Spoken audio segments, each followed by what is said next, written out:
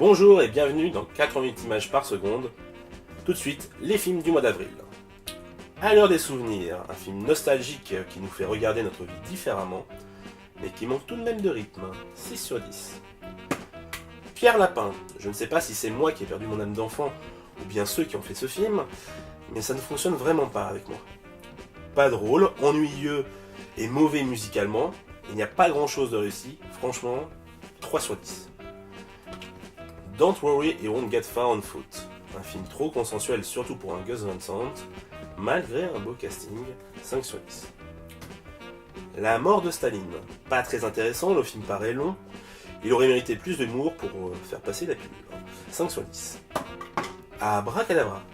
Après Blanca-Nieves qui avait révélé Pablo Berger à l'international, le réalisateur nous prouve une fois de plus son talent avec encore une direction artistique parfaite, un scénario étonnant, une direction des comédiens irréprochable, et une réalisation toujours aussi maîtrisée et élégante, qui n'hésite pas à jouer des codes, un réel coup de cœur, 8 sur 10. Dans la brume, un film catastrophe plutôt bien mené, si ce n'est quelques incohérences qui m'ont marqué et empêché d'apprécier pleinement le film. Dans l'ensemble, j'ai passé un bon moment, avec une tension palpable surtout dans la première moitié du film, 6 sur 10. Red Sparrow, un film d'espionnage dont on comprend dès le début où il va nous mener, à savoir une simple histoire de survie à travers la vengeance de l'héroïne.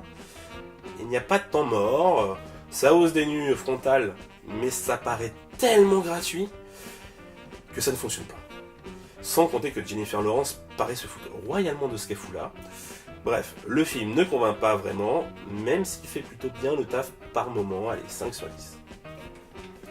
Du soleil dans mes yeux. Bon comédien, Nicolas Giraud tente l'aventure de l'autre côté de la caméra avec ce premier long métrage en tant que réalisateur. Malheureusement, le film manque de rythme et porte à l'écran une histoire plutôt banale, même si véridique.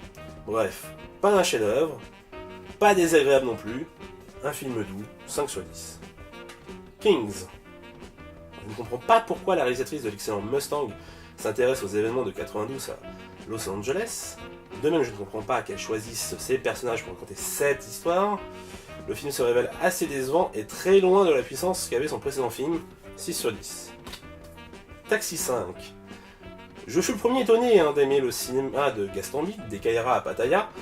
Alors à l'annonce de la reprise de la saga Taxi par ce dernier, je me disais qu'il pouvait apporter un vent de fraîcheur. Et non, c'est raté. C'est raté, son univers ne se marie pas du tout à celui de Taxi. Ce dernier s'étant essoufflé depuis un bon moment. Finalement, le retour de personnages ne sert quasiment pas l'histoire, les guests non plus, le montage est à chier, les cascades et courses-poursuites ne sont pas réussies.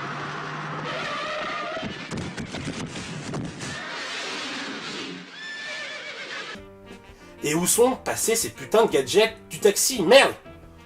2 sur 10. L'île aux chiens. Probablement le plus beau film de Wes Anderson. La direction artistique est absolument parfaite. C'est magnifique, la musique est une des meilleures partitions de Alexandre Desplat. On a encore le droit à un casting improbable. Malheureusement pour moi, je n'ai pas vraiment réussi à rentrer dans le film, car l'histoire ne me parle pas. J'ai pourtant eu des animaux de compagnie, notamment des chiens, mais je ne sais pas pourquoi, ça n'a pas pris. Ça reste cependant un bon film, c'est indéniable, 7 sur 10. The Third Murder. Difficile de dire si on a affaire à un bon ou un mauvais film, scénaristiquement parlant. En tout cas, il nous fait douter du début à la fin, même si l'on a nos propres certitudes. Et ça, c'est bien. 6 sur 10. Je ne suis pas un homme facile. Comédie douce amère sur l'égalité des sexes, le film se prend trop au sérieux tout en n'en étant pas assez pour être crédible. Ici, le film s'attarde sur des inégalités visibles, telles que le machisme ordinaire, le marketing orienté, les femmes considérées comme des objets. La nature nous a fait différemment, alors je peux faire ça et pas toi. Sans oublier tous les clichés que l'on entend régulièrement qui ici sont inversés, afin de montrer à quel point c'est absurde. Alors l'idée est plutôt bonne, mais le métrage ne va pas assez loin et surtout le fait maladroitement, tout en se décrédibilisant. Dommage, il y avait un vrai potentiel, 5 sur 10. Comme Sunday. Lorsque l'on ne connaît pas Carlton Pearson, il est assez difficile de comprendre où le film veut en venir avant sa résolution, et c'est assez gênant, car ça peut vous faire décrocher. Dommage, car le message de fin est vraiment bon, il est finalement assez mal amené, donc 5 sur 10.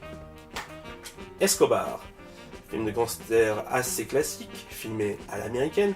Il y a de la tension, de bons comédiens, quelques beaux plans et pas de temps mort. Ça le fait. 7 sur 10. Game Night. C'est con, mais alors, vraiment con. Il s'agit clairement d'un plaisir coupable, et en plus d'en être conscient, on l'est également concernant son scénario cousu de fil blanc, mais on se marre, donc 5 sur 10. Strangers Pray at Night. Que c'était mauvais. On aurait dit le film d'un jeune de 12 ans qui pense avoir tout compris des films d'horreur, et qui, comme il peut le faire, fait son propre métrage. Ça ne fait pas peur, ce n'est pas drôle, ce n'est pas spécialement bien filmé, même s'il y a 2-3 plans bien sentis. C'est hyper cliché, ce n'est pas intelligent et ça ne paraît pas crédible alors que c'est réalisé d'après des faits réels. Bref, je ne vous le recommande pas, 2 sur 10. Largué. Quel gâchis. Avec un casting pareil, c'est tellement dommage de faire ça.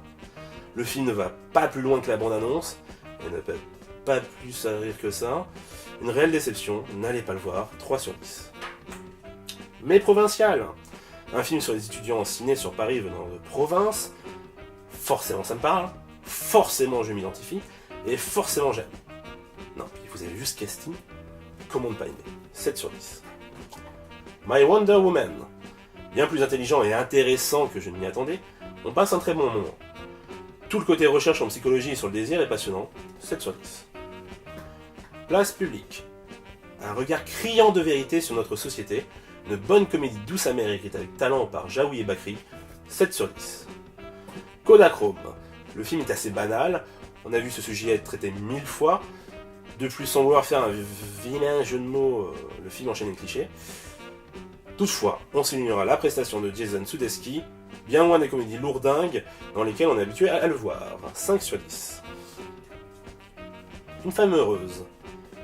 Un film important sur un aspect des conditions des femmes dans notre société, sur comment nous sommes conditionnés à être égoïstes et à ne pas se soucier des autres. Bref, un film sur la vie, un film dur mais nécessaire, 8 sur 10.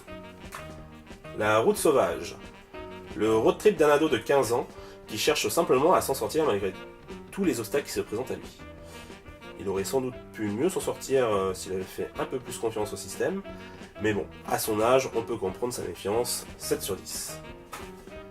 Psychokinésis.